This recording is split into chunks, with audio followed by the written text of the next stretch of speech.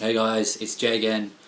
Welcome to the final video of this week, Friday's video, before the weekend and everything that goes on the weekends. A couple of things I wanted to go through today. It's been interesting.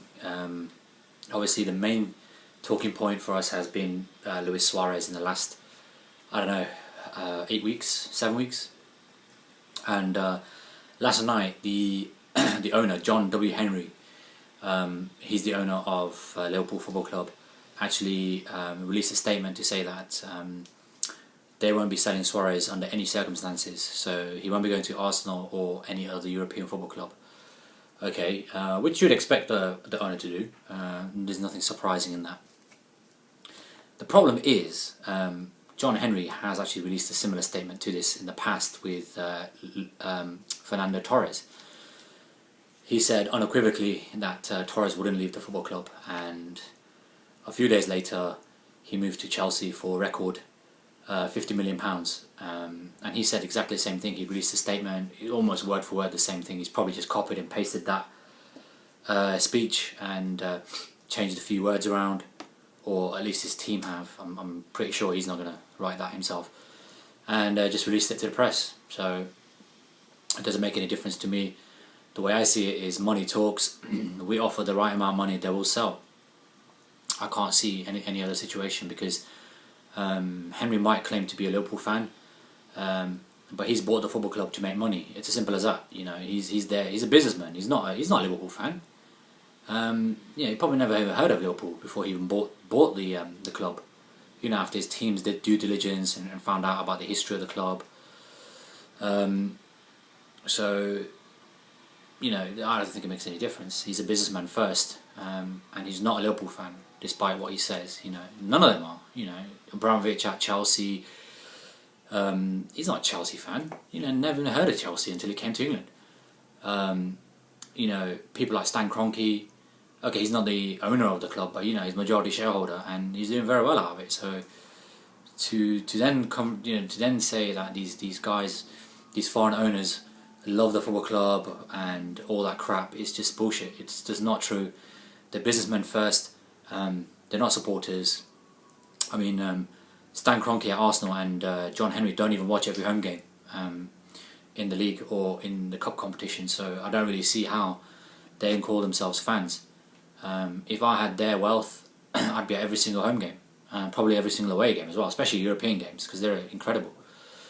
So I take that with a pinch of salt. I don't think it's that important. I also find it funny that these guys, the people at Liverpool were saying that, you know, we're not going to sell to a rival. Well, I'm sorry, but Arsenal are not Liverpool's rivals. You know, we finished 4th, you finished 7th, and I think there was like a 15-point gap between us. So your rivals are West Brom and Fulham, because they're the clubs around you. Okay. Liverpool haven't finished anywhere close to Champions League qualification in a long time. Our direct rivals were Spurs, because we beat them on the last day by 1 point. So never in the season have we ever turned around and said Liverpool Football Club are, you know, Arsenal's rivals, because they're not. They might consider themselves to be our rivals, but we don't. We never have. Not for a long time. Not since at least Rafa Benitez was there. So again, there's just more crap coming out of the football club. I think they will sell. They'll have to eventually, because he doesn't want to stay there. It's a World Cup year. I can't see him playing in the reserves. It's just going to escalate.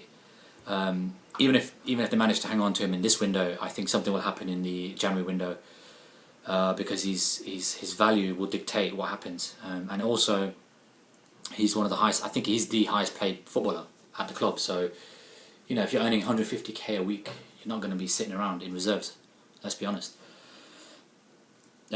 So we'll see how that one develops. I'm still confident we'll sign him, especially if I'm, you know, a lot of it is speculation, but I'm reading reports that the next bid is going to be around £50 million. So let's see. That's a lot of money, you know, and I don't think many clubs will be able to turn that down.